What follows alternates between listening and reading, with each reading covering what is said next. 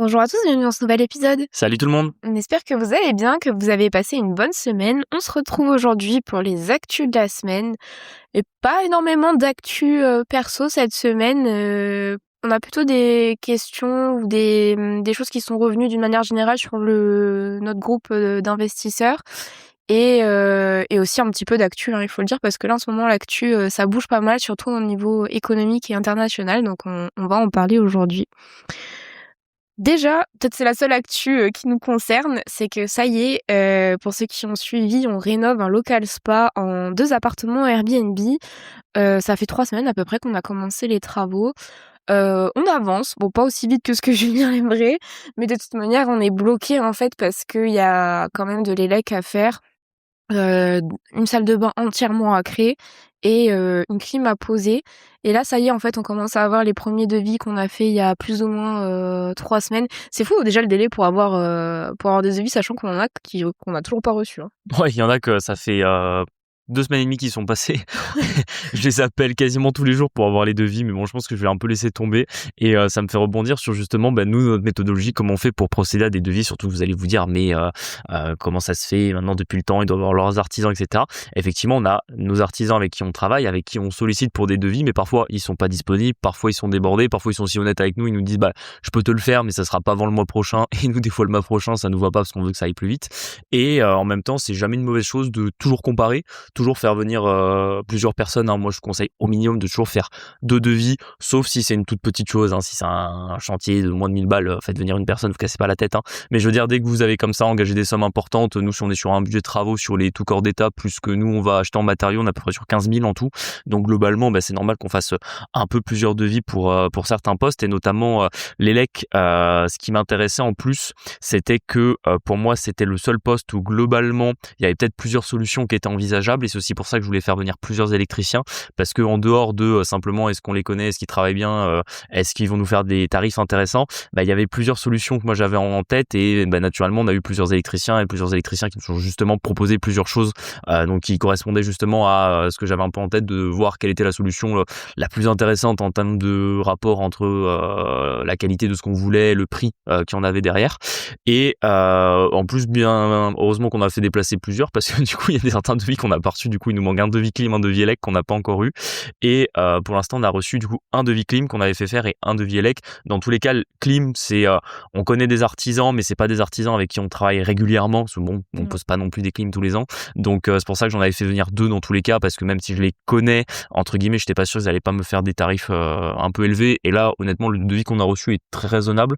On est à peu près sur 2200 €, je crois, sur une pose de clim en 4 kilowatts, sachant que la difficulté, c'est qu'en fait, entre le groupe externe et le split, vous allez avoir 18 mètres, je crois. Ouais, Donc il y a quand même un petit peu de matériel plus un peu de boulot, parce qu'il faut quand même faire passer tout ça dans le faux plafond. Et donc honnêtement, par rapport au boulot qu'il y a à faire, etc., je trouve ça très raisonnable. Ouais. Donc franchement, je pense qu'on va bosser avec cet artisan-là.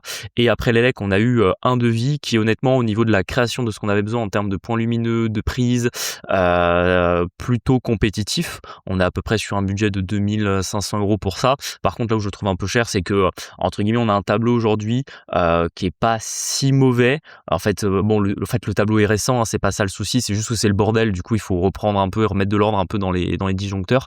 Et là, sur son devis, en fait, il veut nous refaire un tableau à neuf, et c'est pas spécialement ce qui me convenait, parce que justement, je voulais plutôt garder l'existant, faire ce qu'il faut en termes de sécurité pour que ce soit un peu mieux organisé, mais pas forcément reposer un nouveau tableau, parce que forcément c'est un peu plus de boulot et c'est un peu plus cher. Mais en soi, les disjoncteurs qu'on a, ils sont aux normes, ils sont pas si vieux que ça, donc je voyais pas l'intérêt de non plus tout mettre à la poubelle pour tout reprendre en neuf, quoi. Alors, après, ce devis-là, c'est moi qui ai fait la visite. Julien m'avait un peu brainstormé avant qu'on fasse, parce que moi, c'est vraiment pas ma tasse de thé. Donc, j'espère juste que c'est pas moi qui ai mal expliqué au niveau du tableau. Je lui avais dit qu'on aimerait que ce soit un peu plus en ordre. Après, est-ce qu'il a mal compris? Je sais pas. Je sais pas, parce que moi, en tout cas, comme effectivement, il y avait que toi qui étais présent au rendez-vous, et moi, quand j'ai eu le devis, je vois que simplement qu'il nous facture un tableau complet, quoi. Alors que le tableau, en soi, il est ce qu'il est. Il faut juste remettre de l'ordre, parce que, entre guillemets, il y a plusieurs bricoleurs du dimanche qui ont un peu touché au tableau, et ça, ça, ils ont fait un peu, enfin c'est le bordel dans les fils quoi. Et en plus, on a différents réseaux qui sont branchés sur le même disjoncteur. Enfin bref, en termes de sécurité, c'est pas ouf. Et je demandais simplement, c'était de le remettre en ordre, mais bon, il y en avait pas non plus, il y avait pas besoin de repartir de zéro quoi. Ouais, donc en vrai, c'est plutôt honnête, sachant que du coup, les 2 artisans, il y en a un avec qui on a déjà travaillé, celui de la clim. C'était quelqu'un qui me l'avait recommandé. Je suis d'ailleurs étonnée qu'il fasse autant de route, parce que nous, on est de Montpellier, et là, la ville dans laquelle on est, c'est à peu près 1 heure de route. 1 heure de route, ouais. Je suis étonnée qu'ils aillent aussi loin, du coup, en termes de distance, donc en vrai, c'est quand même cool. Et la clim, c'était une reco. C'était un de mes collègues qui me l'avait recommandé pour chez nous. Et c'est vrai que le monsieur, il est ultra carré. Donc pour ceux de Montpellier, n'hésitez pas, envoyez-moi un DM parce que lui, pour une fois qu'il y en a un qui est carré et On tout, et recommandera s'il faut. qui est bien. Et le deuxième, c'est une recommandation D'un artisan. mais dans le même local, en fait, dans le même pied d'immeuble. On avait fait, vous savez, les 10 bureaux où il y a le sol jaune. Si vous nous suivez sur la fleuserie, vous devez savoir. On avait fait, il y a tout pile 1 an, on avait fait monter des cloisons, reprendre les legs, etc. Et c'est cet artisan-là qui nous l'a recommandé. Donc en vrai, c'est cool. Ouais, franchement, c'est ça aussi, c'est l'intérêt, c'est toujours, on me dit: «Ah mais comment tu fais pour trouver des artisans?» et cetera. Au début, vous faites un peu, votre réseau, donc si vos parents, ils ont fait appel à un artisan, si vous avez des amis, des collègues de boulot, peu importe, c'est souvent du bouche à oreille et c'est comme ça qu'on arrive à avoir des artisans de confiance. Et quand une fois vous avez travaillé avec un artisan, vous voyez qu'il est sérieux, à ce moment-là, vous pouvez lui demander des recos. Et honnêtement, les recos, c'est rare que j'ai été, déçu sur une reco. Après, c'est plutôt une question de prix, mais il faut savoir comment l'artisan fixe son prix. Il y a tout simplement, le prix du matériel d'une part, le prix de la main-d'œuvre, de ce que lui, ça va lui prendre en termes de temps et de difficulté. Et après, il y a tout simplement, est-ce qu'il a beaucoup de chantiers ou pas. Un artisan qui a beaucoup de chantiers va avoir tendance à essayer de se vendre un peu plus cher parce que, entre guillemets, il sait qu'il pourra pas tout faire, donc autant qu'il se vende au maximum du prix qu'il peut.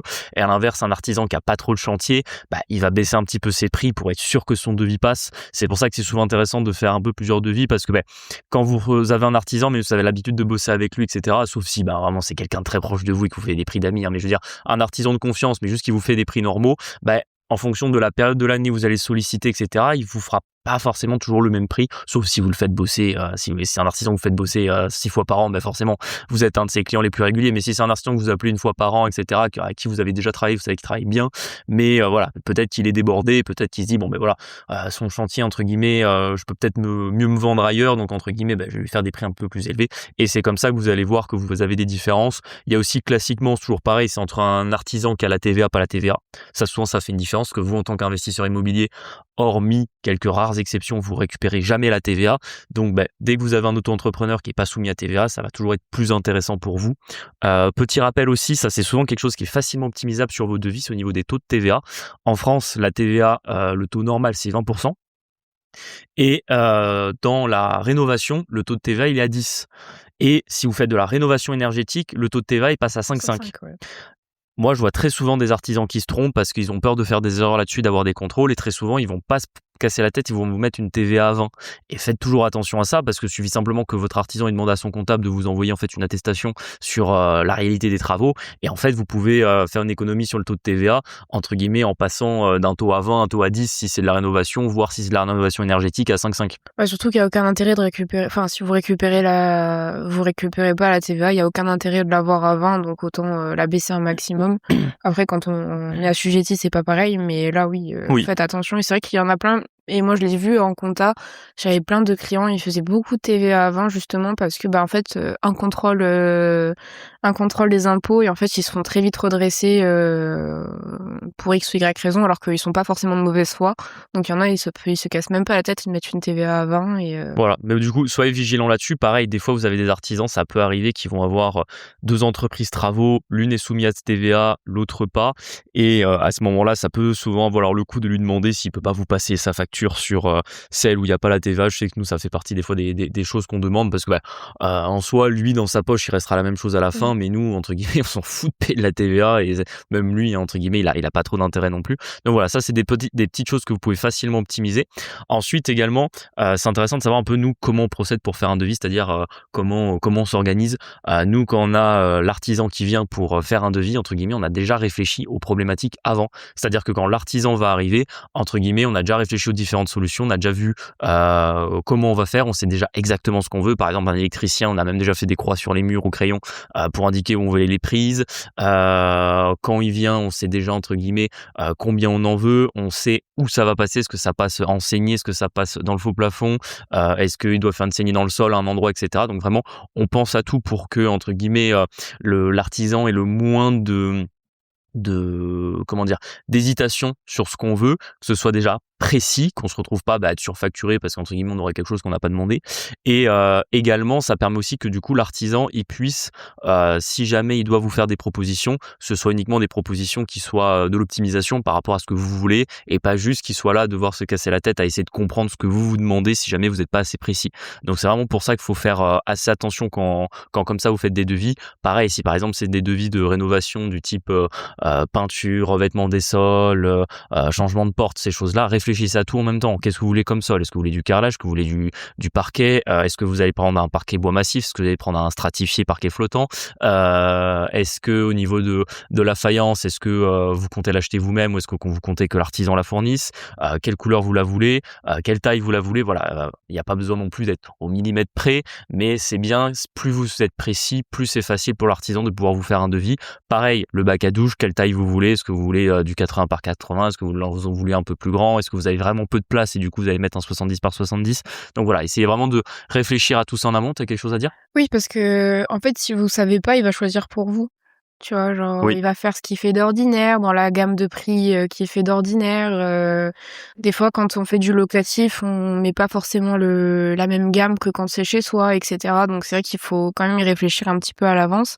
Et pour ça, en fait, il suffit simplement de se renseigner un petit peu. Puis de toute façon, vous allez voir au fur et à mesure que vous faites des devis, vous allez voir ce que vous pouvez optimiser et ce que vous pouvez pas optimiser, quoi. Exactement. Par exemple, typiquement, vous faites une reco sur un artisan qui travaille beaucoup dans des villas, etc. Il fait beaucoup des salles de bain pour des personnes âgées sur Ouais, des ça RP, c'est des déjà trucs un petit arrivé, peu haut ouais. de gamme.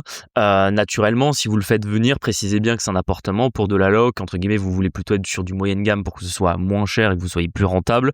Ça, faut bien lui préciser parce que sinon, il va vous mettre les matériaux qu'il a l'habitude de travailler pour ses clients en disant ah non, mais c'est de la super qualité, ça tiendra 30 ans. Oui, sauf qu'entre guillemets, là, c'est pas une RP ou entre guillemets c'est pas pour du confort personnel ou auquel cas la couleur, la matière a une importance particulière. Non, là on veut juste une salle de bain rénovée propre, mais entre guillemets si on peut prendre le bac à douche en promo qui est moins joli que le bac à douche qui est 3 fois plus cher, on prend le bac à douche qui est moins joli, ça c'est évident.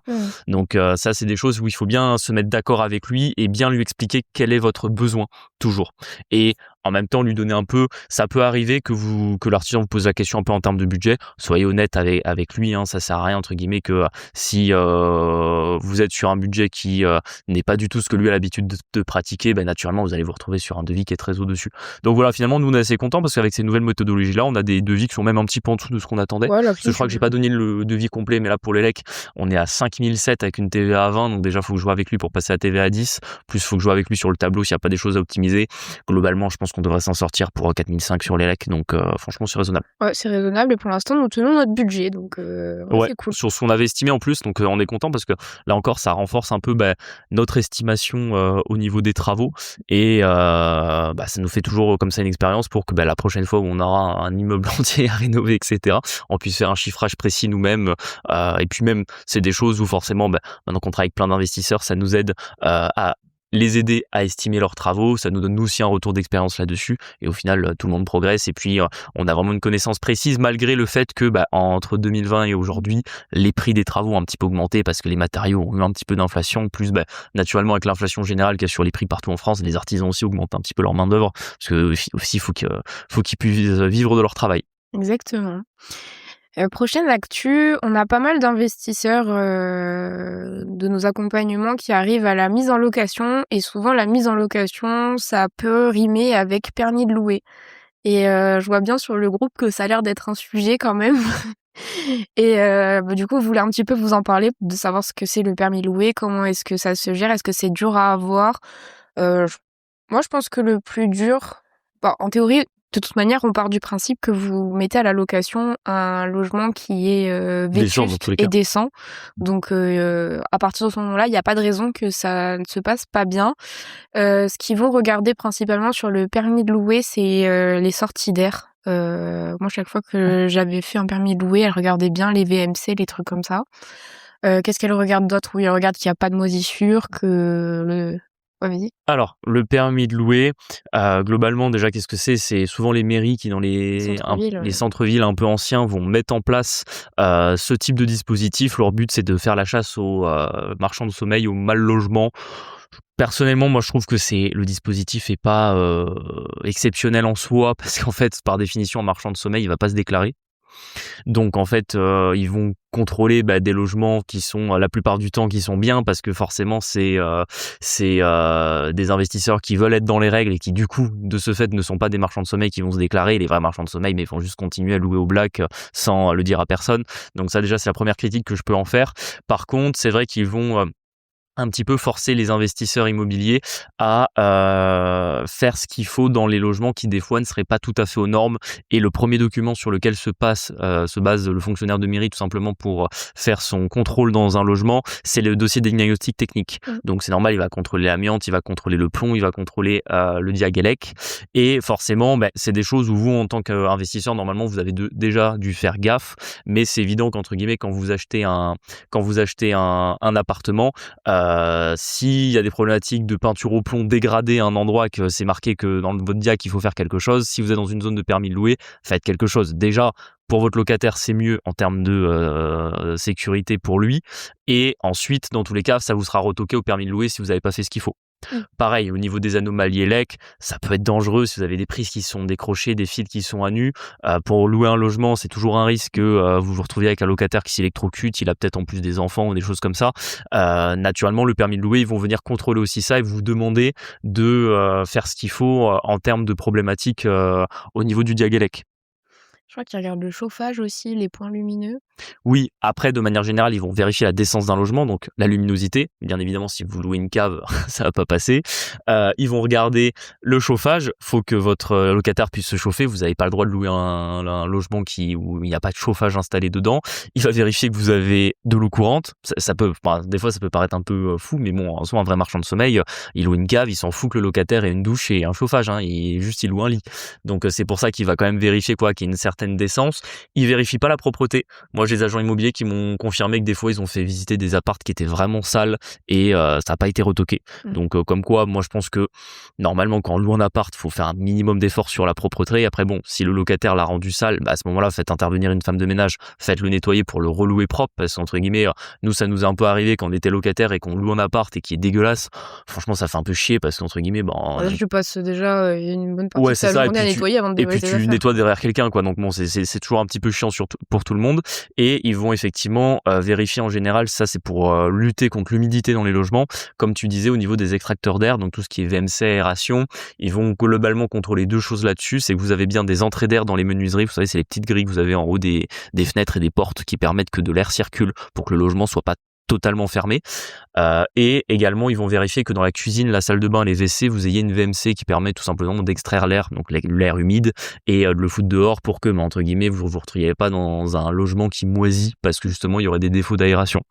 En soi, moi, je considère qu'aujourd'hui, c'est des choses que vous devez regarder en tant qu'investisseur immobilier quand vous visitez un appartement.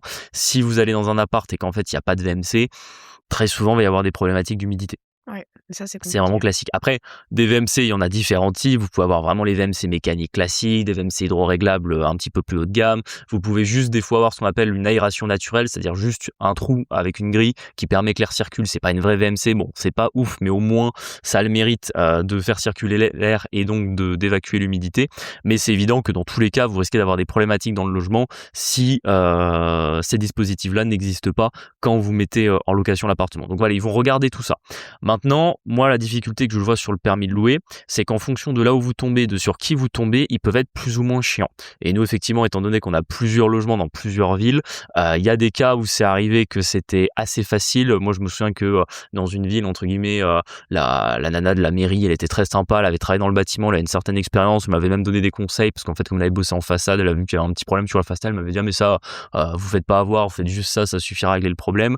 Et entre guillemets, vraiment, elle avait été assez sympa, elle avait vu qu'il y avait 2-3 trucs, demandé de modifier 2 trucs et de lui envoyer un papier, et je l'avais fait, elle m'avait envoyé mes autorisations, et voilà, il n'y a pas eu de souci autre que ça. Maintenant, on a eu d'autres villes où ils se prennent vraiment pour des cow-boys, et ils vont venir limite, entre guillemets, ils vont vous faire le coup de essayer de lire un papier dans l'appartement, Oui. et s'il est pas assez lumineux, de vous dire ah non, c'est C'est trop sombre. Sauf à 17h en plein à 17h centre-ville, en en hiver, hiver. un jour où il pleut. Là, tu fais quoi? Tu dis: «Bah, désolé, excusez-moi, je vais abattre l'immeuble d'en face pour qu'on puisse y voir un Ouais, peu c'est plus ça. clair», tu Attendez, sais? je vais chasser les nuages et on va faire en sorte de se revoir en été, comme ça vous verrez qu'en fait il y a de la lumière. Ouais, non, des fois il y en a qui vous font des trucs un petit peu cons et un petit peu bêtes. Ça malheureusement c'est toujours le même problème avec les fonctionnaires, c'est que quand vous leur donnez du pouvoir, il y en a qui vont bien se comporter et comprendre quelle est l'utilité sociale de leur mission, et il y en a d'autres qui viennent juste entre guillemets pour faire chier et vous mettre des bâtons dans les roues parce qu'ils sont jaloux ou parce que simplement ils ont en grippe tous les investisseurs immobiliers, ou alors ils sont dans un monde où ils s'imaginent que juste l'État devrait détenir des logements à louer, et qu'en fait l'investissement immobilier c'est de la spéculation malsaine, et que dans tous les cas les investisseurs sont tous des vilains bourgeois qu'il faut abattre. Donc bon, c'est souvent un peu le problème que vous allez avoir, c'est sur qui vous tombez.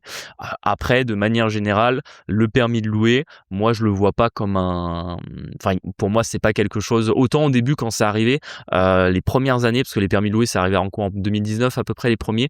Quand c'est arrivé au début, je pense franchement j'ai un une grosse mauvaise a priori dessus. Je me suis dit ça va être une galère, ils vont nous rendre fous, etc. Honnêtement, après toutes les années, Ouais, c'est en fait, à plutôt ok. partir du moment où vous avez un logement décent, et que vous avez pas un cow-boy en face, il y a pas de raison, que ça se passe pas bien. Je pense que juste par contre, faut l'anticiper un peu parce qu'en fonction des mairies, soit elles viennent au bout d'une semaine, soit ils viennent au bout d'un mois. Ouais. Donc pour ceux qui viennent au bout d'un mois, vous pouvez pas le savoir à l'avance, donc essayez de l'anticiper un peu, ça évite d'avoir, un mois de vacances. Exactement, sachant qu'ils font une visite avant que vous mettiez en location, et quand ils font la visite, ça vous empêche pas de faire des visites en parallèle pour louer l'appartement. Juste soyez pas bêtes, ne mettez pas en location, ne faites pas rentrer le locataire avant que la mairie passe, parce que sinon entre guillemets ils vont vous reprocher d'avoir mis en location avant d'avoir C'est 3 000 l'autorisation. et quelques, hein, l'amende d'ailleurs, hein. Oui, mais en vrai l'amende ils la mettent jamais, c'est juste que voilà, ils vont être un petit peu de mauvaise humeur et ils vont vous avoir un peu dans le collimateur. Alors que moi ce que je fais, c'est que je fais les visites, je fais venir la dame du permis de louer ou le gars du permis de louer le plus vite possible. Dès qu'il est passé, ça y est, je fais mon état des lieux, j'attends même pas la décision, parce que je sais que la décision, ça sera, globalement, vous avez 3 cas, vous avez le refus. Ça, c'est quasiment impossible que vous l'ayez, sauf si vous essayez de louer une cave, ou vous êtes dans un appartement qui est particulièrement insalubre, mais bon, ça vous le saurez avant. Soit vous aurez une autorisation simple, donc ça veut dire que vous pouvez louer, pas de problème. Soit vous avez une autorisation sous condition, donc en général, c'est souvent ce que vous avez, parce qu'ils trouvent toujours un petit truc à vous faire faire. Bon, des fois, c'est des trucs pas très chiants, c'est-à-dire, voilà, ils vont vous dire, ah non, mais en fait, il y avait un peu de peinture au plomb sur la rambarde dans l'escalier, etc. Il suffit juste de passer un coup de ponceuse et c'est réglé. Des fois, ils vont dire, ah non, il manquait une VMC dans la cuisine. Là aussi, soyez malin. En fait, si vous faites passer une attestation d'un artisan qui vous dit que techniquement, c'est pas possible, ça passe. Moi, je l'ai fait parce que nous, on a un bien, si vous voulez, on a des murs de pierre de 50 cm d'épaisseur, et elle voulait que je fasse un trou pour mettre une VMC. J'ai demandé à un maçon, le maçon m'a dit, franchement, je suis pas à l'aise de faire le trou. Je lui ai dit, bon, bah alors fais-moi une attestation comme quoi c'est pas possible. C'est ce qu'il a fait, c'est passé. Des fois, ça va être au niveau ELEC. Faites bien attention. Bon, de toute façon, c'est une anomalie sur le diag, hein, mais que vous avez bien le disjoncteur général en 30 milli qui a moins d'1,80 m. Oui. Ça, c'est important parce qu'ils vont le mesurer. Donc voilà, c'est un peu toutes ces petites choses-là. Rien de sorcier là-dessus, mais soyez juste organisés et prenez-le comme ce que c'est, c'est-à-dire quelque chose que l'investisseur doit être capable de faire. Peut-être, moi, le seul point négatif que je vois du permis de louer, mais encore en fonction de où vous êtes et de comment vous organisez, c'est pas si galère. C'est qu'en fait, ça fait une visite de plus, quoi. Du coup, ça fait un déplacement, surtout qu'en général, c'est des fonctionnaires, donc ils vont vous proposer un mardi matin 9h. C'est pas forcément l'heure à laquelle vous êtes, vos futurs locataires sont disponibles pour venir visiter. Donc c'est plus que ça fait un déplacement en général avant une mise en location d'un appart. Mais en soi, bon, c'est pas plus sorcier que ça. Ça se fait. Actu des impôts en France. Bon, ce qui est sûr, c'est que ça augmente. For sure. T'as eu Macron qui a fait c'est à Davos en plus, je crois. Ouais. Avec ses lunettes et son accent. Non, mais c'est vraiment un sketch. Genre, tu sais, l'ambiance économique en France est morose. Ils augmentent les impôts sans cesse et continuent à dépenser tout et n'importe quoi. Et puis, ils vont tous se pavaner à Davos avec tous les scandales qui sortent. Là, j'ai vu une news. T'as un site d'escorte en Suisse qui forcément a eu un pic de demandes suite au forum de Davos. Ils ont eu d'ailleurs des commandes jusqu'à 100 000 €.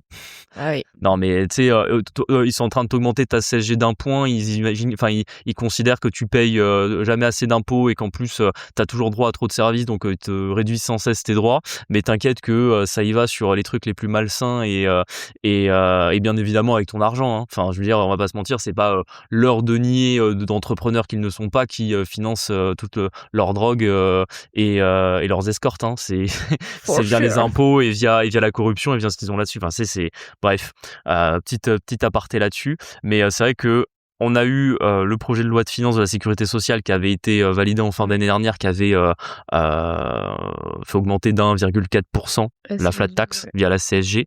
D'ailleurs, c'est marrant parce que la CSG en soi, c'est un impôt d'un point de vue juridique. C'est-à-dire qu'en soi, c'est voté dans le plan de financement de la sécurité sociale. Donc la sécurité sociale, c'est les cotisations que vous payez qui sont censées vous ouvrir des droits, donc des droits pour avoir accès au système de santé, au système de retraite ou aux prestations sociales. Et pour autant, c'est dans le projet de loi de financement de la sécurité sociale qu'on vous met la CSG, qui est un impôt, c'est-à-dire que c'est une taxe que vous payez qui ne vous ouvre pas droit à une augmentation de vos droits quelconques. Donc c'est toujours assez marrant et maintenant elle commence à être, parce qu'on était à 17,2 avant, donc maintenant si elle a augmenté de 1,4, on est quoi, on a 18,6. On va atteindre les 20, hein, comme la TVA. Ouais. Donc, vous payez la TVA à 20 et bientôt la CSG à 20. Quoi qu'il arrive, vous avez déjà Nice. 40% d'impôts et ça, c'est sans tout le reste. C'est génial. Voilà. Bon, après, bon, c'est pas non plus une surprise, hein, on le savait. Ils ont pas voté encore la loi de finances, non? Toujours pas? Je crois qu'ils ont fait passer pour l'instant 49.3 la Ah partie oui, c'est ça, recettes. ouais. Oui, On parce n'a qu'ils pas encore la arrivaient pas à partie se mettre dépenses. d'accord, du coup, il a dit: «Alors, je vais sortir le joker, Ouais, le 49.3». Bon, après, voilà, hein, je pense qu'on en a déjà parlé un peu là-dessus. Je pense qu'il faut pas trop se griser avec ça. C'est plus ou moins la tendance des dernières années. Ça augmente toujours un petit peu. Heu En fait, on peut chouiner 5 minutes, hein, si on veut, mais c'est vrai que ça change rien. ça changera rien. Donc, autant passer à l'action, faire quelque chose, essayer de gagner plus d'argent autrement. Et de toute manière, C'est ça. De toute façon, c'est toujours la même chose. C'est que ça augmente. Après, bon, ça augmente. Heureusement, c'est pas comme si on avait pris 30% d'augmentation d'impôts en un an, heureusement. Mais voilà, ça augmente de 1%. Globalement, c'est la tendance des dernières années. Ça changera pas grand-chose sur ce qui vous restera à la fin. Dans tous les cas, si vous investissez, c'est juste que ça envoie des mauvais signaux, je trouve, à tout le monde, aux investisseurs, aux entrepreneurs, même aux gens qui travaillent ouais. de manière générale. Globalement, c'est toujours pareil, hein, concentrez-vous sur la création de vos revenus. Évitez de vous faire des nœuds au cerveau à calculer combien vous payerez si vous gagnez 500 000 euros par an, parce qu'entre guillemets, déjà gagner 500 000 euros par an, et après vous verrez comment vous pourrez optimiser. Moi, c'est souvent un débat que j'ai avec pas mal de gens qui s'intéressent à ces sujets-là. C'est souvent qu'ils font les calculs en mode comme s'ils gagnaient 1 million par an et en mode ah ben tu te rends compte tout ce que je paierais si je gagnais 1 million par an. Ouais, mais pour l'instant tu les gagnes pas. Concentre-toi déjà pour les gagner et après au pire si tu les gagnes, mais tu partiras à l'étranger et ce sera réglé, tu vois. Ouais, parce que Donc j'allais dire, parce que sachant qu'en fait, dépasser un certain niveau de revenu, en fait, à moins que vous restiez salarié ou que vous soyez en BNC ou quoi, il y a quand même pas mal de moyens d'optimiser la oui, fiscalité. En fait, passer un certain tranche est un peu plus accessible que ce que vous ne pensez. Donc, c'est pour ça, en fait, ça sert à rien de se griser plus que ça. Mais t'as raison, en fait. Si tu te projettes sur gagner 1 million, bah déjà, gagne-les et on verra. Tu vois, déjà, tout à fait, on tout se à rend fait. compte que pour gagner 1 million, faut se lever quand Ouais, même. c'est surtout ça, surtout qu'en plus, vous avez plein de mécanismes. C'est juste qu'en fait, ça force à s'y intéresser. Et moi, typiquement, c'est ce que je voyais quand j'étais banquier privé avec les clients avec qui je travaillais. Forcément, ils étaient souvent âgés. Ils avaient commencé à gagner beaucoup d'argent à une époque où la fiscalité était beaucoup moins haute. Et entre guillemets, ils avaient gardé cette habitude de pas s'en préoccuper. Et du coup, ils payaient le maximum sans essayer d'optimiser. Naturellement, quand vous êtes de notre génération et qu'on essaye de gagner dignement ce qu'on peut, tu vois, naturellement, on essaye tout de suite d'optimiser. Après, faites toujours attention quand vous essayez d'optimiser des choses. Comme le disait Marie juste avant, il faut que vous ayez déjà de quoi optimiser, entre guillemets. C'est pour ça que quand je vois des investisseurs qui me parlent « Ah, mais est-ce que tu penses que c'est maintenant que je dois faire une holding, etc. » quand ils ont investi dans leur premier bien, en fait, pour l'instant, tu as 4 ans de Oui. déficit reportable, donc tu paieras pas d'impôts avant 2030. La fiscalité en 2030, on la connaît pas encore. Entre guillemets, c'est quand tu seras proche de payer des impôts que ça sera intéressant de se poser la Et question. regarde, nous, la Maintenant, holding, on l'a que depuis cette année, en plus, exactement. Maintenant, ça n'empêche pas de quand même être un investisseur malin. Bon, je pense que ça, vous l'avez compris. On va tout de suite dans des régimes qui sont intéressants. On privilégie la SCI, l'IS, voir le LMNP. Pour l'instant, on sait toujours pas si ça existe ou pas. Le LMNP, j'ai tendance à de moins en moins le recommander parce que j'ai vraiment Ouais, l'impression c'est qu'il trop est, incertain, en fait. il est en voie de disparition. Tu sais, quand tu regardes, je sais pas si t'as déjà regardé des espèces animales sur Wikipédia. Tu sais, ils ont une cotation en fonction de s'ils sont non menacés, menacés, très menacés, éteints, tu vois. Et moi, j'ai l'impression que le LMNP, il est passé de non menacé il y a 10 ans. Aujourd'hui, il est en voie d'extinction. Genre, il en reste que quelques-uns dans une réserve, tu vois, et bientôt ils seront tous morts, tu vois. C'est le dodo des régimes fiscaux. Ouais, je te jure, c'est ça, c'est le mammouth, le mammouth de l'investissement immobilier, quoi. Non, non, petite blague là-dessus, mais c'est vrai que je pense que le LMNP, il va finir par y passer. Et surtout que ça me fume parce que au final, quand je vois comment ils détruisent le LMNP, c'est que des fois c'est pour dans leurs prévisions essayer de gagner genre 400 millions d'euros d'impôts, tu vois. Genre est-ce que vraiment 400 millions d'euros d'impôts ça va changer quoi que ce soit à la France ou à l'état de la dette, à Mais de toute l'état des façon, en plus, dépenses. ils vont les redépenser dans je ne sais quoi, un budget de fonctionnaire Ouais, c'est ça, ils vont les balancer pour ou dépenser encore des études au Brésil ou je ne sais quoi. Enfin, de toute façon, pour ce qu'ils vont en faire. Ouais, exactement. Donc bref, voilà, vous prenez pas trop la tête avec ça non plus, hein, c'est pas une raison pour se dire on ne fait rien, mais c'est vrai que c'est un signal qui est quand même assez négatif et je pense qu'il force justement, toujours pareil, à ne pas dépendre de l'État et ne pas dépendre de l'État dans les deux sens, hein, ne pas de dépendre de lui pour vos sources de revenus et en même temps essayer au maximum d'être capable de vous créer des revenus et un patrimoine pour qu'un jour vous puissiez peut-être ne plus dépendre de lui, y compris pour les impôts en vous disant bon ben ça y est, maintenant si j'en ai marre et que je paye trop, je me casse. C'est que moi, ça me fait surtout de la peine pour genre la classe sociale moyenne, tu vois, parce qu'en fait, au final, c'est eux qui prennent de plein fouet les hausses de fiscalité, Ouais. la baisse du pouvoir d'achat. En réalité, c'est pas ceux qui gagnent. Enfin, il y a moyen, je pense, de vraiment limiter l'impact quand tu commences à bien gagner ta vie, surtout quand t'es jeune. Ouais, c'est ça. Et moi, ça me fait surtout de la peine pour les gens qui ont pas c'est pas la capacité, mais pas l'opportunité de s'élever d'un point de vue revenu. Et c'est vrai que pour eux, un peu cher. Ils sont condamnés à avoir une baisse de leur pouvoir d'achat Ouais. et parce qu'il y a de l'inflation malgré malgré ce qu'on vous fait croire et également parce qu'en réalité comme la fiscalité augmente, il vous en reste toujours moins à la fin, quoi. C'est ça. Dernière actu, parce qu'on est déjà à 31 minutes. Ah bon, allez, dernière action, on va aller vite là-dessus, mais je trouve que c'est assez intéressant d'en parler parce que ça fait un contraste qui est cataclysmique avec la France, les États-Unis. Mais Trump, il c'est-à-dire que là, on attend. quand chez nous Ouais, on augmente les impôts, on parle aux États-Unis de supprimer l'impôt fédéral. C'était une de ses promesses de campagne. Il dit que ça va être possible via les tarifs douaniers qu'il a mis en place. Bon, ça veut pas dire que les Américains ne paieront plus d'impôts parce que vu qu'ils ont justement un système fédéral, en fait, ils payent l'impôt au niveau donc global du pays et l'impôt au niveau de l'État dans lequel ils vivent. Après, il y a pas mal d'États où la fiscalité est à 0. Texas, Floride, vous êtes à 0% d'impôt là-dessus. Et l'État fédéral, je crois qu'il a 19, quelque chose comme ça. Donc, ça parle de supprimer l'impôt fédéral à 19%. Donc, vous serez américain. En plus, je crois que c'est la tranche maximum, 19%. C'est un système de tranche aussi comme chez nous.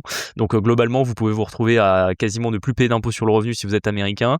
Il fait des masterclass au Venezuela et au Groenland toutes les semaines, pendant que nous, il chope des conjonctivites au forum de Davos. Voilà, sur des conséquences d'une consommation de quelque chose dont on ne parlera pas visiblement ici. De farine. Donc bref, je trouve que le contraste est cataclysmique. Et bon, je trouve que ça donne quand même un petit peu d'espoir parce que je pense que on pourrait être complètement morose si tu disais qu'à l'échelle de la planète, tous les pays sont en train de s'effondrer et que c'est mauvais partout, etc. Quand tu vois quand même qu'il y a des pays qui s'en sortent, ça laisse de l'espoir. Alors, l'espoir pour la France, d'année en année, il s'érode un peu, mais en tout cas, ça laisse de l'espoir individuellement, tu vois. Et même pour les investissements, c'est que je pense qu'il a jamais été aussi important que acheter américain, tu vois. Donc bon, investir en immobilier aux États-Unis, même nous pour l'instant, on le projette pas parce que c'est pas dans nos plans, parce que c'est compliqué, parce que l'effet de levier est pas aussi simple. Ouais, voilà, c'est ça. C'est pas quelque chose forcément que je recommande, mais par contre déjà juste avoir des ETF américains dans ses placements financiers quand on en a, franchement, c'est extrêmement important. Et enfin, tous ceux qui ont du S&P 500 ou du Dow Jones d'une manière ou d'une autre ou des actions américaines dans leur portefeuille, là ils sont en giga plus-value. Donc bon, ça prouve quand même qu'il y a des zones qui s'en sortent et que vaut mieux acheter américain aujourd'hui, quoi. Ouais. Bon, écoutez, on espère que cet épisode vous a plu. N'hésitez pas à vous abonner sur les plateformes, à nous mettre 5 étoiles, ça nous aide au niveau de l'algorithme, à nous rejoindre sur Quitte le Boomer Dream et la Flouserie sur Insta. On vous partage un peu notre quotidien d'investisseur et on se dit à jeudi pour un prochain épisode. À bientôt. Ciao.